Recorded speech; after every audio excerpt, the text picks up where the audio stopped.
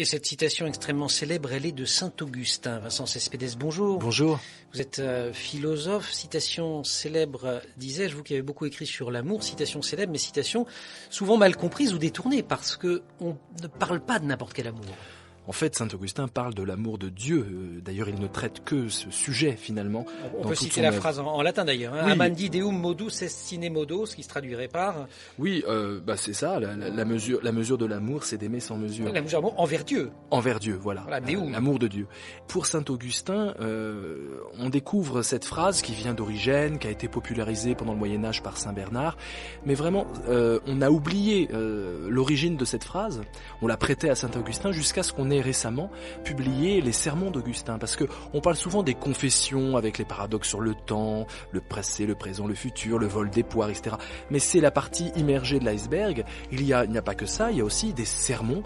Il y a une masse ahurissante de sermons que Saint-Augustin devait produire, et donc c'est tiré de ces sermons-là. Donc on voit vraiment que la question de Dieu et de l'amour de Dieu est centrale dans cette proposition. En revanche, sur la forme, ce retournement dialectique, Saint-Augustin, c'est une de ses signatures. Il en fait plein d'autres. Oui, complètement. Il montre les paradoxes de la raison finalement humaine qui est incapable de cerner le mystère de l'amour de Dieu. Donc oui, il a des formules dialectiques qui parsèment sa prose. On a mourir pour ne pas mourir, non pas voir pour croire, mais croire pour voir, etc.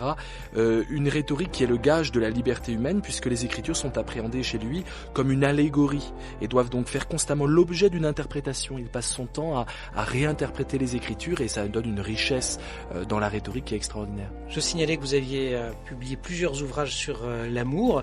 Alors est-ce que le libre amour dont vous parlez, c'est une des formes de cet amour sans mesure ? Eh bien non, quand même. Le libre amour, c'est pas l'amour sans mesure, c'est simplement l'amour libre d'aimer sans possessivité. Et c'est vrai que c'est une sorte d'utopie que j'essaye de diffuser. Il y a beaucoup de gens qui sont sensibles à ça.